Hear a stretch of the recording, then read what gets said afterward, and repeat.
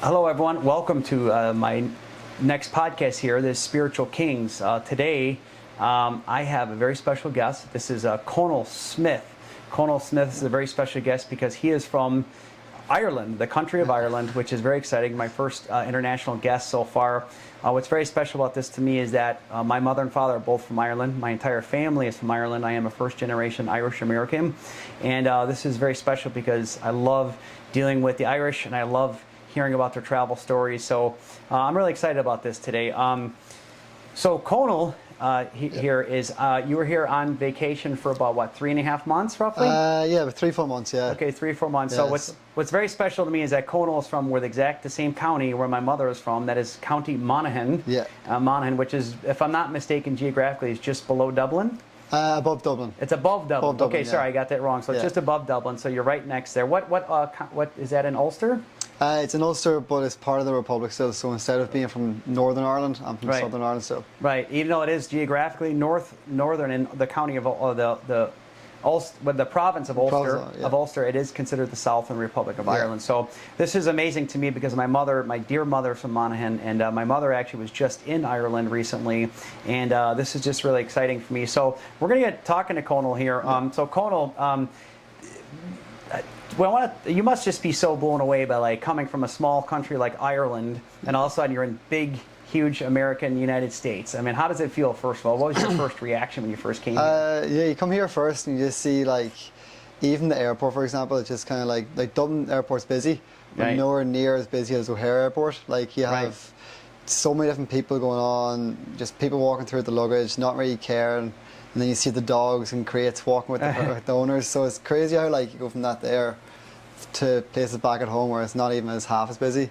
And then you go in towards the city and you're seeing all these cars and the lanes of traffic. So there's 4 or 5 lanes coming in. The width of the expressways. Yeah, expressways. And you're like, how is there so many people living in one city? Right. And you're thinking, Jesus, there's like 1 million people in Chicago City alone, and there's 5 million people in the country of Ireland, so like it's a fifth of Ireland in Chicago alone, so it's scary how many people are around you. Wow. So that's an interesting perspective. So here you are from this small country, geographically speaking, smaller than the state of Illinois, probably about maybe 2/3 the size of the state of Illinois, roughly. And you said how many people are in Ireland altogether? Probably like 5 million. 5 million. I always remember it to be like 3.5, but obviously it's gone up a lot. Yeah. So about 5 million. So the first thing you notice is even in the airports, they're just larger, everything's bigger. You got security dogs. It's not just some local pass-through place, it's this huge international airport. Yeah, literally. And then, like you said, you get in the vehicle, and then all of a sudden you're like 4 or 5 lanes wide. I mean, that must have blown you away. Yeah, and it's just the size of the cars as well are different. Like out here, the size of cars are like huge. Size of the car. Yeah, we like our sedans, we like our SUVs. Yeah. Whereas in Ireland, what are the cars like in Ireland? Tell our guests. Feel like your standard like estate car or a hatchback. Okay. So and then you have a couple of Jeeps, but like even the Jeeps at home would be half the size of the Jeeps. A little more compact. Yeah, a little bit more compact. Like so, it is very different than here with the cars anyway. Right. I remember when my one cousin Emmett came out here years ago, that he used to always repeat that word, massive. Everything was massive. Everything's massive. Because in Ireland they use different lingo and different words. Everything was just, everything was massive. He'd be sitting back at the house, everything's massive. So it's kind of, everything was massive to you, huh? Yeah, everything's just huge. Even like the food size, like the portion sizes here are just, like you go for a fast food and you're thinking, okay, yeah, back at home we usually get like a medium meal.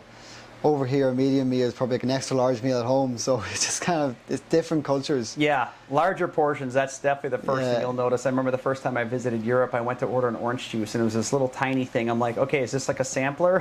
Where in the United States, you get this huge cup of glass of something, everything's bigger. So, wow, so that's pretty incredible. So the first thing you notice that everything's just bigger. What was the second thing you noticed? Probably a little bit rudeness. So the rudeness? Like, yeah, back at home. Yeah, so like back at home, people would kind of take in consideration where you're walking. Right. Whereas over here, they'll walk through you. So they'll walk through you. Yeah, if you go if you go to check something on your phone, and you stop walking, the person behind you is coming straight behind you into you. And they're shouting at you or telling you by the way. Where did you experience this the most? Was this in Chicago? Because I know you traveled around. Yeah, probably New York was the worst. New York was the worst. Yeah, like New York, like they don't care about you at all. So the walking street etiquette was really tough, huh? Yeah, it is, because like back at home, like people will move out of the way for you. Right. Like, it's like, at home you would get shouted at as well, but like wouldn't be as rough. But here, like they turn around and they'll say something to you. So how did they make you feel? Did you feel intimidated? Did you feel put off? Or did you just feel like this is a new challenge for me and I have to accept this? What were your thoughts? I mean...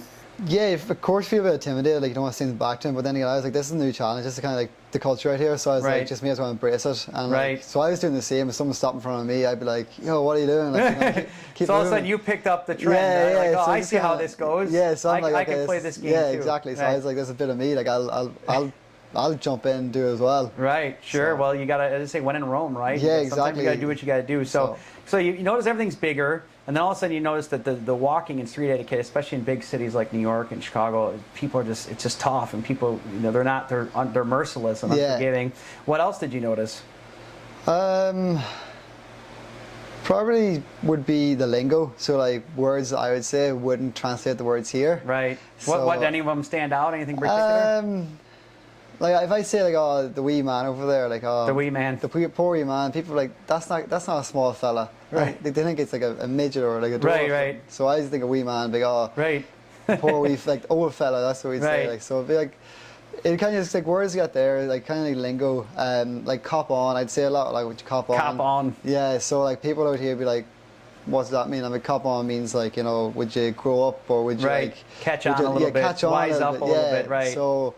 And then, like, what's the crack? People think you're looking for drugs. You're dealing drugs. So what's crack at home is like, hey, how are you keeping? Like, do you have any crack or any story for me? Like, so, right. So that's how the lingo is very different at home. Wow. So I can just imagine being a young guy from Ireland hitting the United States, and all of a sudden you're using catchphrases and words and terminology that in Ireland is pretty much just terms of endearment. You know, here's the wee man. You know. It's the wee lad, you know, and it's just like kind of a sweet word to say. It's a way we refer some almost with a sense of care. Yeah, but all of a sudden people in the States like, hey, what are you calling me? You know, like that. Yeah, exactly. So you do have to watch your language a little bit, right? Yeah. So yeah, I know in the United States we used to say, where's the bathroom? Yeah. Whereas in Ireland they say, where's the toilet? Yeah, or we'd be like, oh, where's the jacks? Where's the jacks? The right, jacks that's right. The toilets at home. So that's another thing. I'd be like, oh, go to the jacks, and they're like, what do you mean? So being raised in an Irish household and being around Irish people my whole life, I always use the word toilet. Of course, I'm a plumber by trade, so maybe that's part of it, but where is the toilet? People look at me even in the States like, why is he asking me that? Do you mean the restroom, sir? Or do you mean the bathroom? Yeah, that's exactly what it is. So I remember Irish guys in the past saying, well, I'm not going to take a bath. I just want to use the toilet, you know? Yeah. So that was always a funny... So straight to the point, the Irish are. Straight to the point, there's right. no bullshit around it, like... Wow, so it sounds like you had quite a little bit of culture shock going on. Yeah. So the lingo, everything's big, the traffic, things like that. So what else was some of your first observations? The sizes, like the buildings. Like back at home there's laws around how high you can build a building. Height restrictions. Yeah, right. So like they can't be taller than like, I think it's like 16 floors or something like there. So it's not very tall at all. Right. But over here, like your average building is, you know, a skyscraper. Right. Like, so like the skyline, especially Chicago, the skyline's like, I love the skyline. I thought the skyline was beautiful. But like, yeah, the buildings over here were just huge, especially when you go do sky. Massive. Yeah, massive. Especially when you go do sky deck and you're like sitting, you're looking down, you're like I shouldn't be this high. Right. Like, you know, so it is crazy.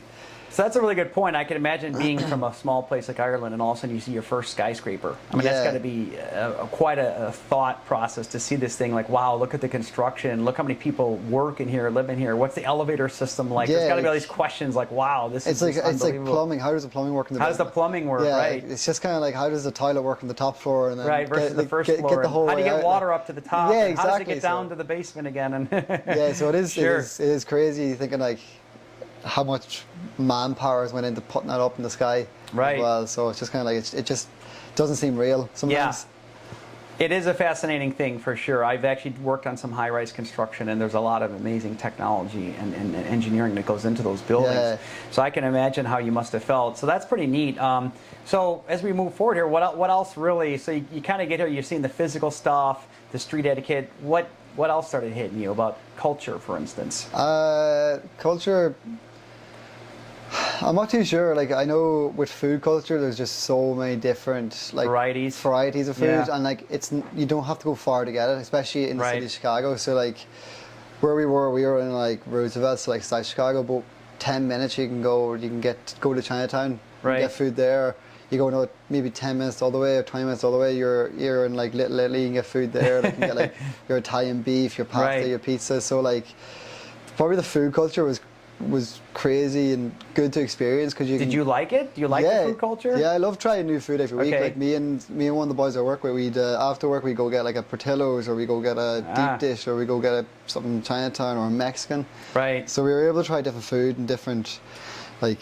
So what stood out to you? What's your favorite? What really? I had to be Portillo's. I did The what? The Portillo sandwich. Portillo sandwiches. Yeah, the Italian beef was very good, dipped in gravy. It was just soggy. It was just class. For those of you who are watching and are not from the Chicagoland area, Portillo's Italian beef is a fast food / small restaurant chain that's very predominant here in the Chicagoland area.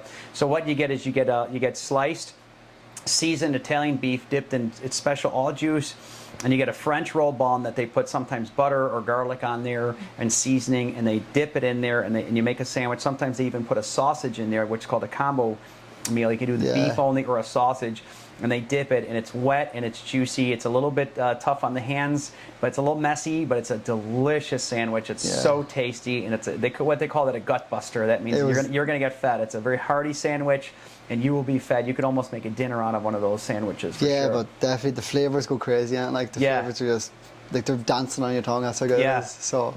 That's great. So the only one that compares in the United States would be the Philly cheesesteak sandwiches. Have you tried those here? 'Cause we do have some replicas here in the city. I actually missed it. I haven't got trying any of that there. Right. But I was raging. But like, look, I got enough food tried. Yeah. I put a bit of weight on, so I'm happy going. Like. Right. Very good. It sounds like you got some really great food experiences. And you're right. The food culture in the United States, in particular, especially in Chicago, we love our variety. We love our convenience, and we don't like to go too far. That's where everywhere you go, whether it's a mall, in the city, in the suburbs, we have kind of everything in one place. Yeah, definitely. So yeah, you get spoiled here. So what else stood out to you? Talk a little bit more about your experience. How about work? How about the workplace? Well, how did you find the workplace? Yeah, I love my workplace. Like I worked for Shoreline Sightseeing, so I was like kind of the Shoreline Sightseeing. Yeah. And what are they now? What do they do? So they run taxis all across like the city. It's like water taxis. So water taxis? Yeah. So these are obviously boats. Yeah. Okay. So it's a boat company. So you do water taxis and tours. So the water taxis kind of run like from Shed Aquarium to Navy Pier, and then Navy Pier to like Michigan Avenue and like Union Station. So they're a convenient way to get around if you don't want to sit in traffic and you want like a different view of the city. Wow. And then we also had like tours. So our tour was like a 75-minute architecture tour of the city. Oh, architecture tour of Chicago, the skyline. Yeah, so you're on the boat, so you're on a different, like instead of being on the street level, you're actually below it on the river. And you're going through the city, 75 minutes. It's a great view of the city, and like the tour guides give you like a full details of the buildings, like how they're built. Wow, the history of them, who built them, and then the different like sway techniques. So like obviously when a skyscraper is built, it's gonna be prone to like wind hitting it. Sure. So what they'll do is like they'll have different techniques to like counteract it. So like instead of swaying like 12 inches, it's only sways maybe 2 to 3 inches. Really? So it makes it safer to instead of like toppling it over. That sounds like a really great job experience. You're a young guy. How old are you? How are you, Conall? I'm 23 at the moment. 23 at the moment. So here he is, a young guy from Ireland, living in Chicago, working on a water taxi, which is a boat service that does tourism and even some local stuff. And here you are learning about the architecture and the skyline of Chicago. That's got to be a great experience. I mean, you probably know more about the skyline of Chicago than I know, and I've lived here my whole life. I love the skyline. I said like Willis Tower, like or Sears Tower, everyone, like wherever you're from, depending. Sears Tower. Yeah, if you're Chicago or not. So it's a great building. Like I actually love the whole like building of it. Same with like Trump Tower. I like how it's built like different layers. Yes. So it's cool seeing those buildings. So I like the whole infrastructure and architecture. So do you know the famous movie that was made in the old Sears Tower? Which that is the Die Hard, is it? Ferris Bueller's Day Off. Oh, it's That's right. where they took the day off school and they played hooky, and the three of them went down to watch the Cubs game, and they put their forehead on the window of the Sears Tower, which now they have the viewing deck. They didn't have that at the time. So yeah, that's where they made that movie. Yeah, I remember that now. Yeah. Yeah, so it is cool. Like. Yeah, so that sounds really neat. So so that was your first time, obviously, working outside of Ireland. What was the general work culture? Did you like the people you work with? I mean, how did it work as far as just getting paid on time and like just to talk that a little bit? Was it a positive experience? It was a great experience. Like the place I worked, like there's different locations you work, and I was working over at the Shed Aquarium location. Oh yes. So like the managers there, like I got on with them from day one. So I was able to go in, like crack a joke with them and have a laugh. So that was good. Like it was like very positive work culture. And then working with the like Americans as well, I was able to like hit it off with them, you know, have some fun with them, be able to like during the day it was never a quiet day with us. We would always be able to talk to each other, have a bit of like banter with each other. Sure. So Some that good was job good. site banter never hurt anyone. Yeah, exactly. So Keeps the spirits high. And yeah, so we were like, I was really happy, and there's like 8 other Irish people with me. 8 other people from Ireland working with you. Working with me. So like, wow. It was great having them as well. So if you didn't want to, if you want to like, talk about something from home, you could talk about something from home. Little home comfort conversation. Yeah. That's or nice like, to have. If the Americans are asking you questions, you can get a second person to back you up in your point. You can be Right. like, oh yeah, this is it. This is like Ireland. Like, you know, like some people are like, oh, do we have like tellies at home, or do we have this at home? Or like, yeah, you know. It's, Do they drive cars in Ireland? Yeah, All pretty those much. silly Like, you know, questions. Ireland's the exact same as the United States. You know, there's very few like differences between the countries. Right, right. Probably just more tech savvy out here. Sure. To be the only thing. Like. Right. But yeah, like it was nice having like people from home that you could work with, and then also experiencing people from different places to work with, and like how you can adapt to like work with like people from different cultures. So it was cool. Like. That sounds really neat. So it sounds like you like the Americans you work with, but then you had 8 people from Ireland working there. So you had that balance of like a little comfort. Yeah. But you also wanted the new experience. You wanted to work with some different people. So it sounds like you had a good balance going. Yeah, it was. Like as I said, like my manager was fantastic. Me and her got on like from day one. So there's me and her get on. Yeah. See, in the United States, we would say we get along. So in Ireland, they say we get on well. We get on well. That's a lingo thing right there. That's pretty much it. So we would get on like a house on fire, as we say at home. And I went to visit her like yesterday before I go home tonight, and she was screaming and she was laughing, and she came out and she was hugging me and crying because I just came back to see her one more last time. So wow, like when you make connections, when you make connections with like a manager who's like another 20 years older than you, 20, 30 years older, it means a lot to both her and both to myself to have that like connection with somebody. Sounds like a lot of some sentimental stuff going on there. And here you are, a young guy, and you're going to remember this experience forever. And of course, you always want to like the people you work with. And here you are, you're parting ways, and their little emotions, and you know, you get a nice warm embrace. That's probably speaks to the type of person you are, and they probably liked you, and that you guys had a good work relationship. That's really amazing. Yeah, because like as I say, like if you enjoy what you do, you never work a day in your life. Amen. So I agree with that. And I enjoy what I do. Sure. So I was just like, sweet. So I got to ask, how did Americans, especially the tourists coming on the boats, how did they respond to your accent? I know Americans love accents, and I know they love the Irish accent. So talk about that. That must have been a winner for you, huh? Yeah, it was like pushing sales over the line. I could use my Irish accent, you know, and like use a bit of like my own lingo. And they're like, oh my God, like where are you from? And I'm like, oh, I'm from Ireland. And they're like, oh, no way. Like, and then they kind of just explain that you're Ireland and you're over here for the summer, and then they're like, oh, that's great, like, you know, what do you think of it? And like they stay talking to you for 5-10 minutes because they want to, again, get your experience and how you view life and stuff like that there. Right. And then they were kind of like swooned by the accent, if you get me. So they were kind of like, they're like, oh, you have such a lovely accent. And I'm like, yeah, you know, I'm Irish. And they're like, oh, what are you doing out here? And then again, you tell them the whole story. So you're swooning the people buying the tickets. Well, good for you. That's definitely an asset for you, and good for you for having that. I've read travel blogs where they say the Irish accent is considered one of the most attractive accents in the world. Yeah, it would be far off it now. So. There's something very unique about it. It's not like Eastern European or... It's different. It's kind of mysterious, and it's kind of like curious. It's like, where are you from? Because you could be from the UK, you could be from maybe Australia, but then it's like kind of different. It's like, well, where exactly are you from? And the thing is, like you've 36 counties, but there's probably 36,000 accents. That's right. That's the thing. You go to a different part of Monaghan or a different part of Ireland. You go into Kerry, and it's a completely different accent. It's a lot more thicker than. So that's a fascinating point, and this is a well-talked-about conversation about the different accents. So in the United States, we only have like 2 or 3 accents. You got a little bit of accent in New York, a little bit in Chicago. People say I have a strong Chicago accent. I don't know, but that's maybe just me because I'm from the South Side, you know, and that's, you have a South Side accent, but you get a little bit in Texas, a little bit of drawl, a little Southern drawl in some parts of the South. In California, you get a little bit of something, but it's not very strong. It varies for such a massive country. But in Ireland, you got a small country, and every little, almost town to town, it can change. It does The change, dialect yeah. and the twang and the different thing. Like up north, it's the high pitch. How you doing there? Hey. Yeah. And then you go down south, and how's it going? It's all mumbling, yeah. It's very like mumbly and kind of. Then you go to the west, it's west. You know, they kind of say the west. You know, Yeah. they don't pronounce certain words differently, and it's. So it is different every part you go to. You'll never find two accents the same. That's right. Yeah, that's right. So And that's the mystery of the Irish. You know, you guys are so unique. You're one of the most ancient cultures in the world. Yeah. And your accent just carries, and people are fascinated by it. So that's really awesome and good for you.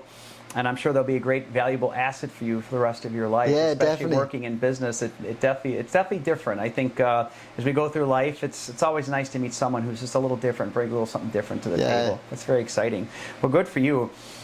You mentioned this job situation. So just tell me a little bit about, for anyone watching us who might want to learn a little bit more about that. So you were obviously hired an agency, I believe, in Ireland that helped you facilitate this opportunity to come and be sponsored in the United States and get this job. Do you want to talk about that? Yeah, You mentioned their name, so I can Yeah. put that in the video description, and then tell me a little bit about that process. Sweet. So I signed up with Use It, so it was like US and then IT. Use It. So USIT, is that .com? Yeah. So USIT.com. Yeah. It's a Use It, and it's a facilitating company that helps people from Ireland get jobs and sponsored in the United States. Yeah. So How did you find that experience? it was good. I got on very well with it. It was easy going. So you just kind of like sign up and you pay your fees for it. So I kind of just signed up to it, paid my fees, and then they. So you have to pay a fee for this. Yeah. So you can either pay 900, which just gets you your visa papers. 900 euros. Yeah, 900 euro. Okay.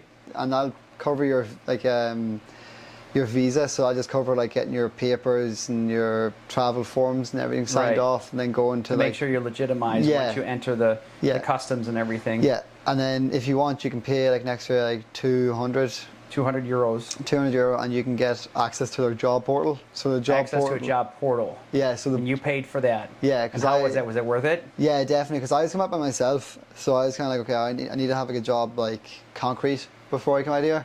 You did concrete work. No, the job had to be concrete. As in, like the job had to be like. Oh, it had to be solidified. Yeah, Okay, I thought you yeah. just meant you did. Okay, so it had to be like a constant situation. Yeah, so it had to be like, you know, proof and there. So I knew if I signed up for these guys, that the job would be legit. And that's the water taxi job. Yeah. So how did that work? How did they facilitate? Did you do an interview, or how did that work? Yeah, so on the job portal, there's like maybe 200-300 jobs for Chicago alone, but then there's also jobs for like New York, Boston, New Hampshire, like different places in the States. And I had my heart set on going to Chicago, so I was looking for the Chicago jobs. It was the first one I'd seen, so I was okay, I'll apply for it. It looks like an easy job. Applied for it, had my interview within the week. That was what kind of interview was that? A Zoom interview? It was a Zoom interview, yeah. Okay, how did that go? Was that pretty simple? Yeah, it was really easy. Like all I did was kind of like learn about the company and what they did, and then just kind of use examples of like where in life that I have done the exact same thing, Something or like similar. something similar.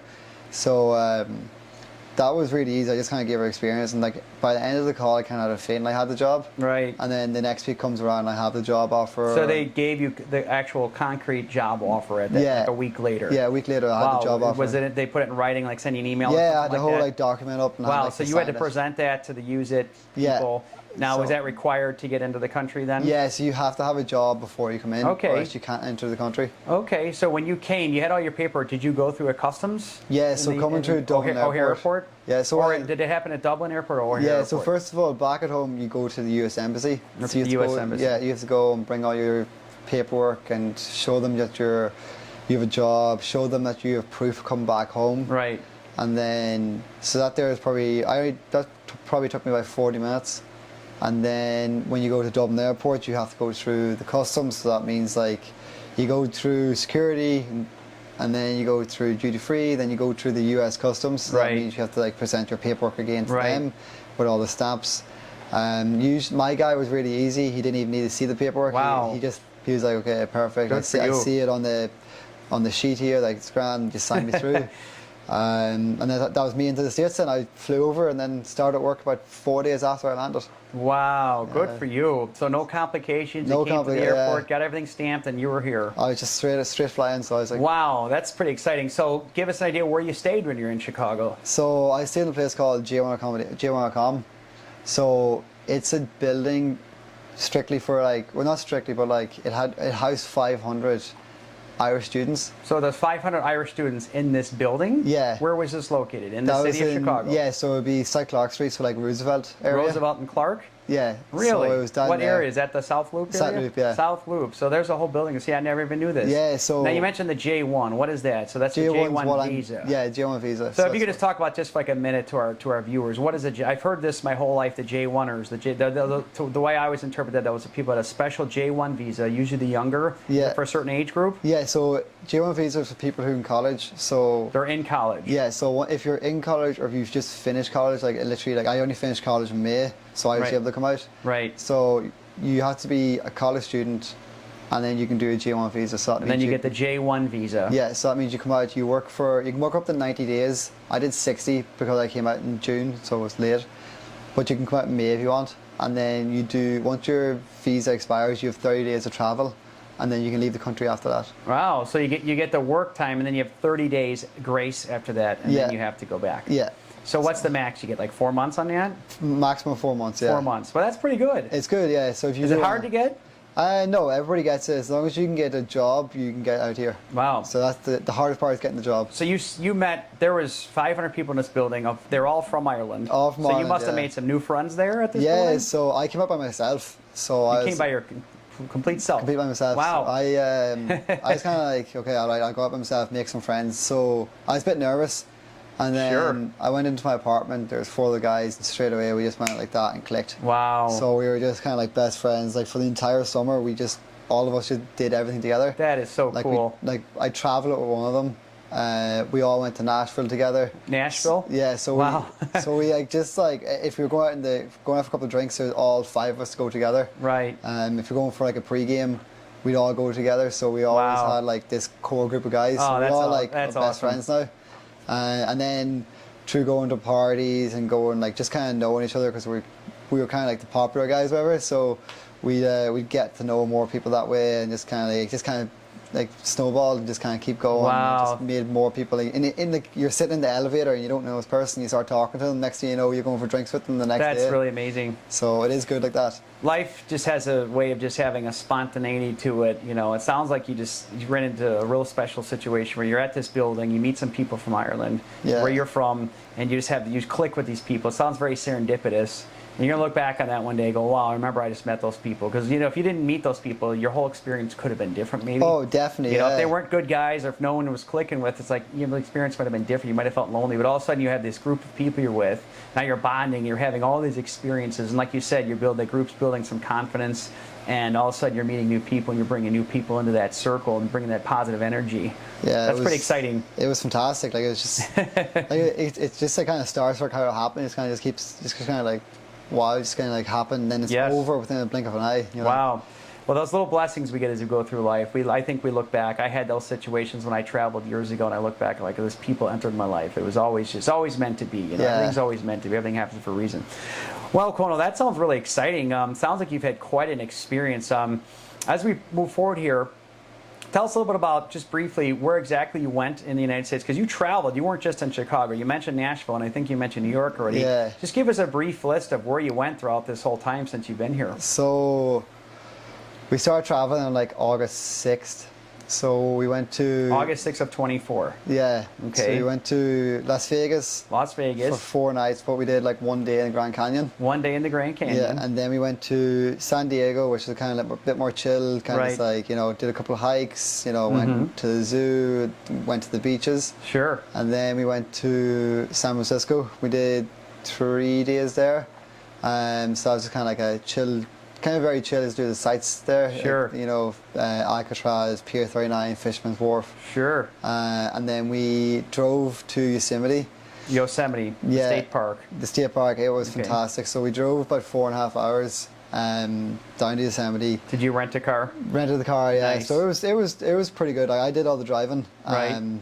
So it was a long bit. I probably drove more the weekend than I slept the entire weekend. I probably drove maybe about 16 hours and probably slept about 8. It's exhausting, isn't it? It's really 'Cause tired. You got to focus on the yeah. road. You're in another country, so you got peripherals going on. You got things you got to think about that you probably don't think about. Especially driving on the other side of the road. Sure. So that's right. In Ireland, they drive on the other side of the road. Yeah. So we drive on the left, you drive on the right, isn't Correct. it? Yeah. Correct. So it's crazy. It's just crazy doing that. Did you have any issues with that? No. Was there any close calls No, or I clicked in straight away. confusion at intersections No, or anything like that? I had it all sorted, so I was good. Okay. So then we did 2 days in Yosemite. So we hiked Yosemite Falls, and we also did Conall Falls as well. So like 2 waterfalls, and they were beautiful. And then we went back, dropped the car back, got the plane to Boston, where we met my cousins. So we stayed with them for 2 days, and then I went to my other cousins. They went into the city, and then we all went to New York together. Wow. So we did New York, and then they went home. To the actual New York City. Yeah. What part of New York City did you go to? We were like 10-minute walk from Times Square. 10-minute walk from Times Square. Yeah, wow, so that's like the real peak of New York. We got like the perfect place. You got quite an experience here in the States. Yeah, we did. And then they went home on like the Monday, so I stayed an extra couple of days and went to Long Island. And I stayed there for like 2 days. Wow, you were by yourself? With the girlfriend. Oh, okay. Yeah, so she came out to visit me in Boston. Okay. And then we did New York, Boston, New York, Long Island together. And then we went back to Boston to my cousins again for like 4 days.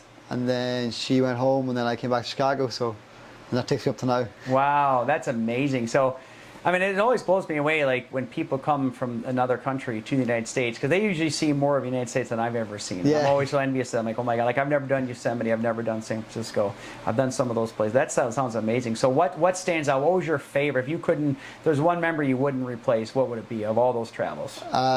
Probably the Grand Canyon. The Grand Canyon. Yeah, like I'm pretty outdoorsy, so I was just kind of like, you're walking right in the edge, because there's no barriers, there's no gates to say don't go here, and you walk right in the edge, and your hands are clammy because like you're so high up and you don't want to fall in. Now, don't they have a viewing deck that you can stand and walk over? Yeah. Did you pay for that? Did you We do didn't that? pay for that there, but we kind of seen it, and we were like, You saw it. we were like, wow, this is crazy. Yeah. And then we went out to like where we were literally on the edge of the whole thing. And we were standing there, like, and it's one small slip and you're in the canyon, like, Wow. So it's kind of terrifying, but it's kind of like, it's. But that's part of the experience. You have to kind of feel it and just take it all in. Exactly. See, it's a bit mind-boggling how, like, it was just there, like the ocean created years ago, and then kind of the ocean went away from it. Yes. And then it's just left with this here, and you're like, yes. You're like, how does this happen? You know, like, it's the same as the skyscrapers. One goes up and this goes down. Yes. So it is crazy. It is fascinating. I've heard a lot of amazing stories about Grand Canyon. I was going to go there a few years ago because of COVID. Some plans changed. I still need to get there. Yeah. So you've inspired me to go there for sure. Wow, Conall, what are the amazing stuff. So in closing, as you wind out your trip, you are flying out to Ireland. I'll be dropping off at the airport later on today. How do you feel? I mean, you feel a little sad? You feel overjoyed? You feel like, how do you feel about your experience in general and leaving today? What's on your mind? It's kind of a bit somber. Somber? Like when I was walking around the city yesterday by myself, it was crazy to think, like, there's no more Irish here. Whereas when I was there, it was just kind of like everybody was Irish. Yeah. Which is kind of like, it's a bit sad and it's somber, and I was just kind of like, oh, this isn't like the summer I had. And right. I'm excited to go home and see everybody, but at the same time, I love the culture out here. I love like being able to like hop on like the train and just go on somewhere and there'd be something to do. Yes. And like meeting the people I've met so far, like just been fantastic to me. Yes. So I can't speak a bad word about anybody. That's good. As I said, I'm so excited to go home and see the family, but like it's a bit somber, like leaving like all these memories back here. Sure. And I'll take them home with me, but like it's just kind of like leaving everything. It's hitting here. you a little bit. Yeah, so it's kind of a bit sad. So yeah, well, that's totally normal. You're just human, but you know what? I admire you because you had an amazing life experience. You're 23 years old. You're a puppy in the game of life. I mean, you're not even 34. At 34, you'd be young. At 44, you'd still be fairly young. You're 23 3 years old. Yeah. I mean, you did something that a lot of people in Ireland will never do, and a lot of people from other countries never do. So I admire your decision, your bravery for what you did. I think that's amazing. And you know what? You'll always have memories from a lifetime. You'll have friends of a, hopefully with this, in the social media era we live in, we can stay connected forever, essentially. Yeah. And also you can always have opportunities when you come back. You know, me, you know, our family, and you know all the people you met, and you have a little experience on your belt. So if you ever want to come vacation or relocate, you've got that in your back pocket. Yeah, and that's definitely invaluable. It's invaluable. It's really good. It's exactly out there. Like the social media age makes it so much easier to stay in contact with anybody. That's what I love about traveling now. The social media. It's like, remember years ago I traveled, you never see the person again. Yeah. You know, now it's just like you got WhatsApp, you've got Instagram, Facebook, you know, what YouTube, whatever it might be, and you get to stay connected forever. So that's really amazing. Yeah. So closing out here, what is the thing you miss the most about Ireland, and what do you look forward to the most when you get back? Yeah, probably my mother's cooking. Your mother's cooking? Yeah. Oh, that's very nice. I bet you she'd love to hear that. Yeah, she's a fantastic I'm sure she'd be cook. happy to have a big meal for you. Yeah, she's one plan for tomorrow evening. Oh, that's nice. So it's good. And then probably like probably my dog as well. Good to Your see dog? him. Yeah, good to see him again. What kind of dog you have? We have a little cockapoo, so he's a little small guy. Oh, okay. So he's good crack. His name's Theo. He's okay. he's a funny guy. He's lively. So it'll be good to see him again. And then just get back into the routine of life again. Back in the routine of life, sure. Well, I got to say, as a person my family's from Ireland, I've traveled Ireland many, many times. I do think I envy you going back to Ireland because I miss it too. You know, Conall and I were talking at lunch a couple hours ago about how much of life is just perspective. Here you're a guy from a small town in Ireland. I'm from big, bold Chicago, and I'd love to be in Chicago, and you'd love to be here. It's kind of like we're two ships sailing, you know, crossing. It's like there is such a perspective of life. You know, when I travel Europe, people always how much they want to live in the States. I'm like, I can't get out of there quick enough. Yeah. But no, and in fairness, there's greatness in both sides. I do love Chicago, I do love the United States, and I do love Europe, and I do love Ireland. So I think so much of his perspective. I think the best thing to do is just get a taste of both. Yeah, definitely. Try to experience both if you can, you know, and then ultimately over time you stay where your heart is at. So you did mention when you go back, you are going to be relocating to Dublin at some point in the future? Yeah, at some point, for work. Okay. So you excited about that? Yeah, I'm excited to like live by myself again. Yeah. Like as I said, like I was by myself all summer, so kind of having that independence was good, and I'd live by myself during college. But I'll go home and I'll live with my parents for a little bit just to save a bit of money.